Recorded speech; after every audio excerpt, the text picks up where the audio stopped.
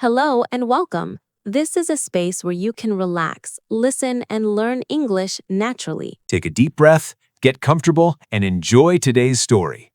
Hello, welcome back to Learn Anna, Learn English Today.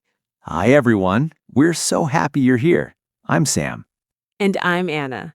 On this channel, we help you practice real, everyday English. We focus on conversations that you can use in your daily life. Today, we are going to have a long and detailed conversation about vacations and travel. We will talk about planning your next trip, booking flights, and sharing your favorite travel memories. It is a very exciting topic. Please remember to like this video and subscribe to Learn Anna, Learn English Today for more English practice.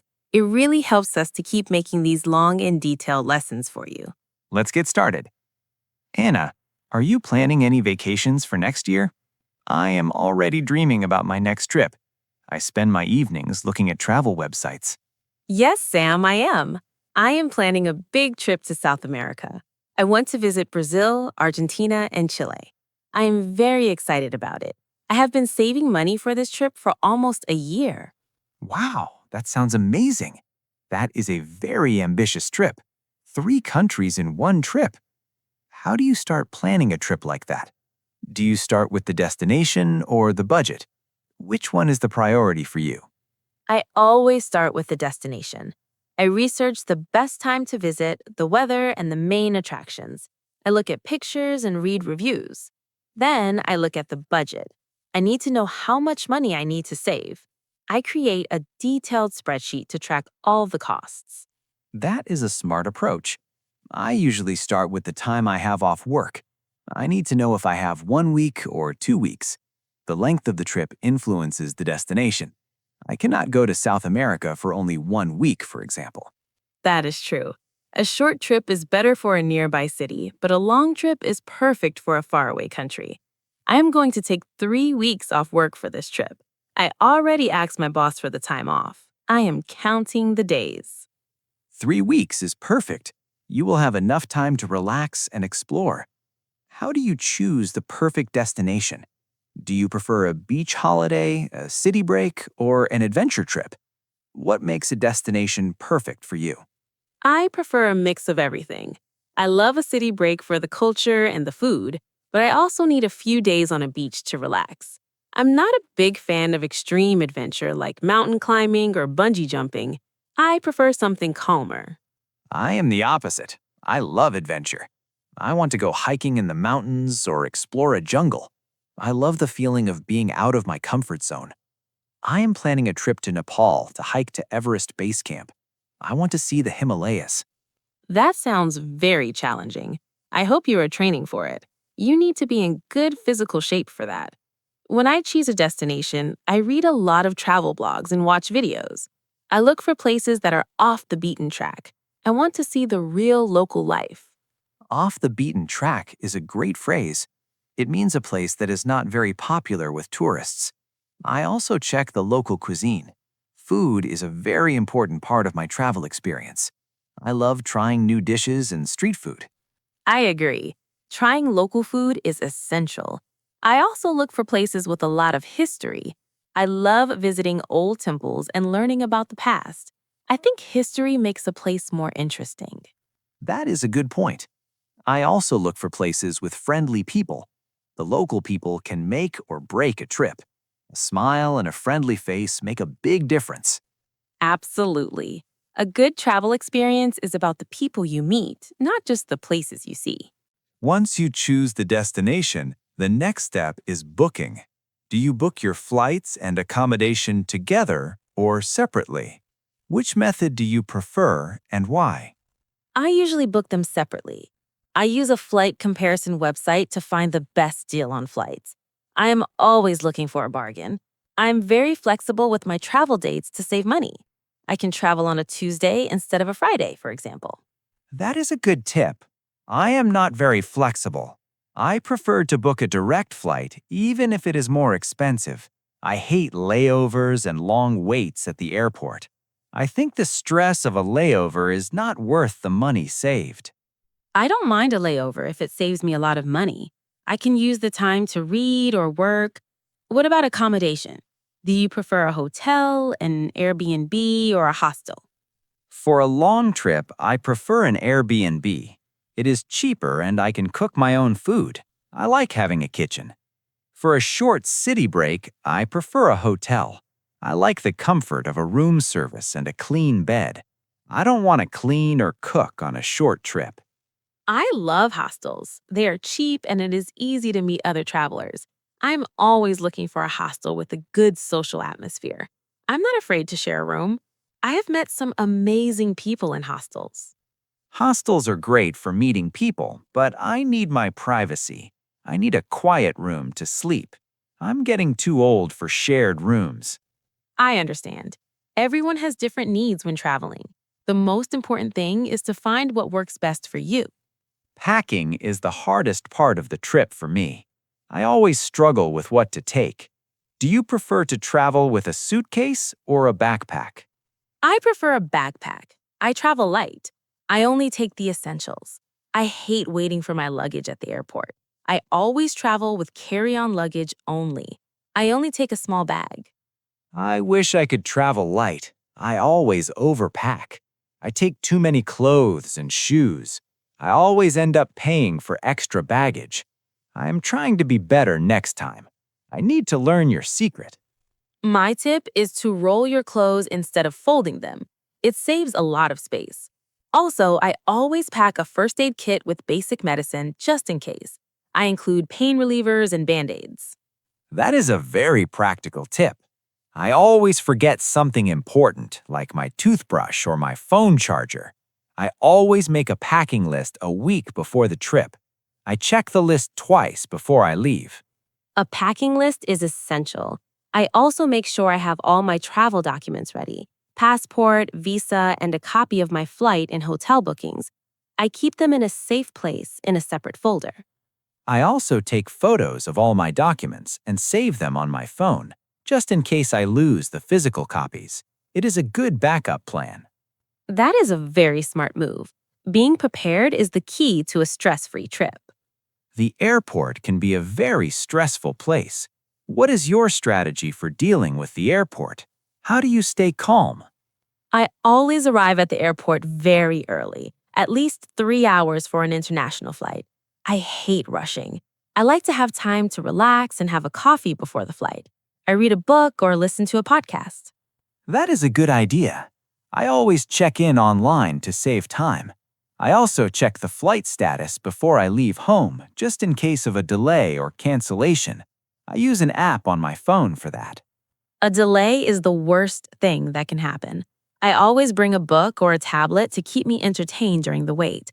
I also wear comfortable clothes and shoes for the flight. Comfort is my priority.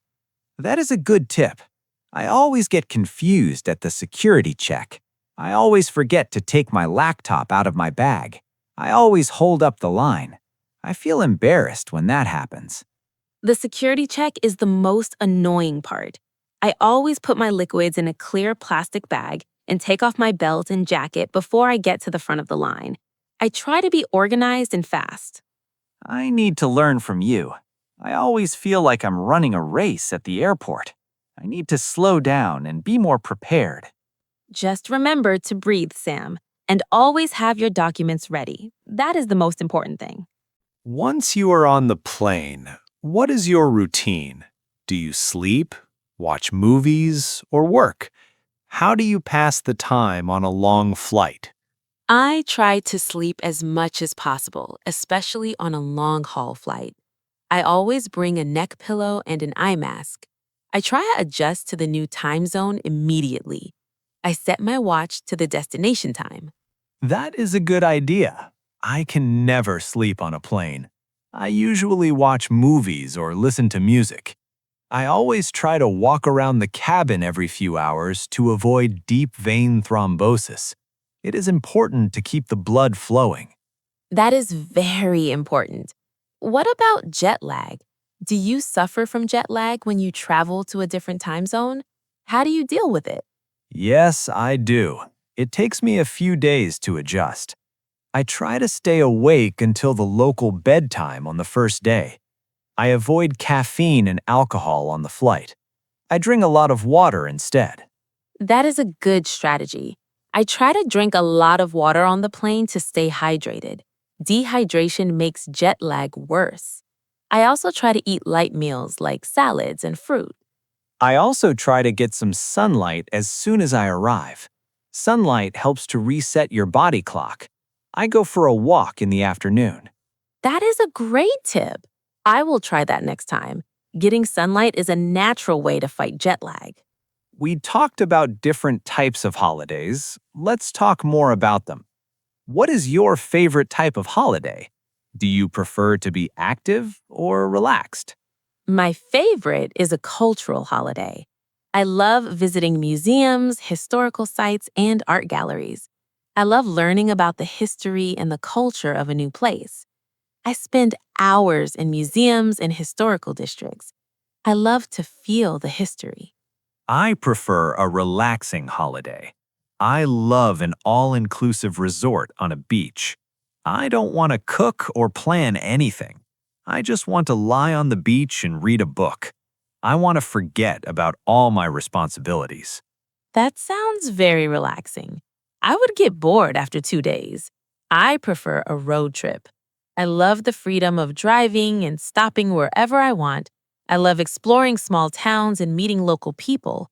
I think road trips are the best way to see a country. A road trip is fun, but it can be tiring. I also like a ski holiday. I love the mountains and the snow. I love the feeling of skiing down a slope. It is a great way to exercise and enjoy nature. A ski holiday is fun, but it is very expensive. I also like a cruise. It's a great way to visit many places without having to pack and unpack every day. You only unpack once and your hotel travels with you. Cruises are great, but I get seasick easily. I prefer to stay on land. I also like a staycation. It means staying at home and exploring your own city. It is cheaper and less stressful. I can save money and still have fun. A staycation is a great idea. You can discover hidden gems in your own city. It is a good way to save money and still feel like you're on holiday. You can visit local parks and restaurants. We should also mention voluntourism. It is a type of tourism where you volunteer to help a community or a cause. It is a great way to give back and travel at the same time. That is a wonderful idea. Traveling with a purpose makes the experience even more meaningful. What happens when something goes wrong on the trip? Have you ever had a problem on a vacation? How did you handle it? Yes, I have. I once lost my passport in Italy. It was a very stressful experience. I had to go to the embassy to get a temporary one. I was very scared at the time, but the embassy staff were very helpful. Oh no, that is terrible. I once had my flight canceled because of bad weather. I had to wait for 2 days for the next flight. I was very frustrated and angry. I missed an important event, but the airline gave me a voucher. A canceled flight is very annoying. I always buy travel insurance to cover these kinds of problems. It's a small price to pay for peace of mind. Travel insurance is essential for international travel. That is a good idea. I also always carry a copy of my passport and my travel documents in a separate bag, just in case I lose the original. I keep the copies in my wallet and a digital copy on my phone. That is a very smart move. I also always learn a few basic phrases in the local language, like hello, thank you, and where's the bathroom?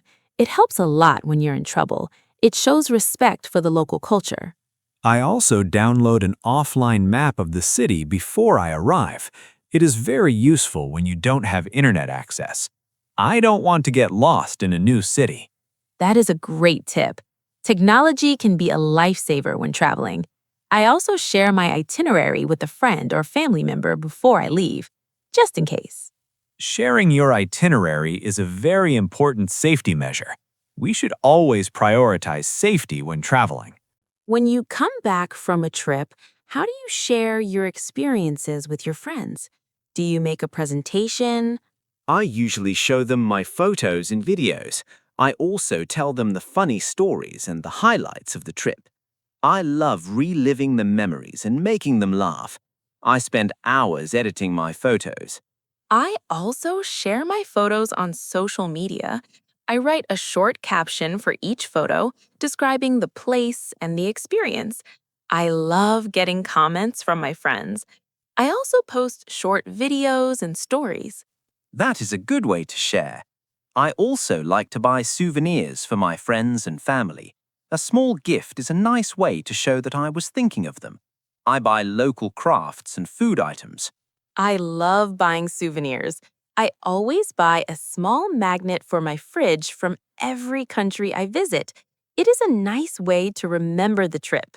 My fridge is full of magnets now, and they all tell a story. I also like to write a travel journal. I write down my thoughts, feelings, and the things I learned every day. It's a great way to keep the memories alive and look back at them later. I write about the food, the people, and the weather. A travel journal is a great idea. I should start doing that. It is more personal than social media. It is a record of your personal journey. It is, and it's a great way to practice your writing skills. You can also use it to plan your next trip. Sam, we used many travel words today. Let's review some of the key vocabulary. We will review 10 words. We used itinerary. It means a planned route or journey. Example, I have a detailed itinerary for my trip to Japan. I know exactly where I'm going and what I will do. We used budget. It means an estimate of income and expenditure for a set period of time. Example, I need to stick to my budget for this vacation. I cannot spend too much money, so I track all my expenses. We used all-inclusive. It means a holiday where all the meals, drinks, and activities are included in the price. Example, I prefer an all-inclusive resort for a relaxing holiday. Everything is paid for, so I don't have to worry. We used jet lag. It means extreme tiredness and other physical effects felt by a person after a long flight across several time zones. Example, I suffer from jet lag for a few days after a long flight. I feel sleepy during the day and awake at night. We used layover. It means a period of rest or waiting between two flights. Example, I have a 3-hour layover in Dubai. I will have time to eat and stretch my legs. We used accommodation. It means a place to live, work, or stay in. Example, I booked my accommodation through Airbnb. It is a small apartment with a kitchen. We used bargain. It means a thing bought or offered for sale much more cheaply than is usual or expected. Example, I found a great bargain on my flight tickets. They were very cheap and I saved a lot of money. We used carry-on luggage. It means a small bag or case that you are allowed to take onto an aircraft with you. Example, I only travel with carry-on luggage. I hate waiting for my suitcase at the baggage claim. We used souvenir. It means a thing that is kept as a reminder of a person, place, or event. Example, I bought a small souvenir for my mother from Paris. It is a small Eiffel Tower that she can put on her desk. We used travel insurance. It means a plan that protects you from financial risks and losses that could happen while you were traveling. Example, I always buy travel insurance before I travel. It is important for safety and peace of mind. So, Anna, we talked about many aspects of travel today. It was a very detailed conversation. We covered planning, booking, packing, and sharing experiences. I feel like I'm ready for my next trip. Yes, it was. And the most important thing is to enjoy the journey, not just the destination. Be open to new experiences and new people. Don't be afraid to try new things. I agree. Travel is about learning, exploring, and creating memories. It's a great way to grow as a person and see the world from a different perspective. Now it is your turn to speak. We have our favorite part of the show, the question of the day. Today's question is, what is your dream vacation? And what is the first thing you would do when you arrive? Tell us all the details. Yes, please tell us your answer in the comments below. We love reading your comments and cheering for you. We try to reply to every comment and answer your questions. And remember, if you enjoyed this long and detailed lesson, please give us a thumbs up and subscribe to Learn Anna, Learn English Today. Your support helps us create more lessons like this one. Thank you for watching Learn Anna, Learn English Today. Keep practicing your English and keep exploring the world. Bye for now. Goodbye.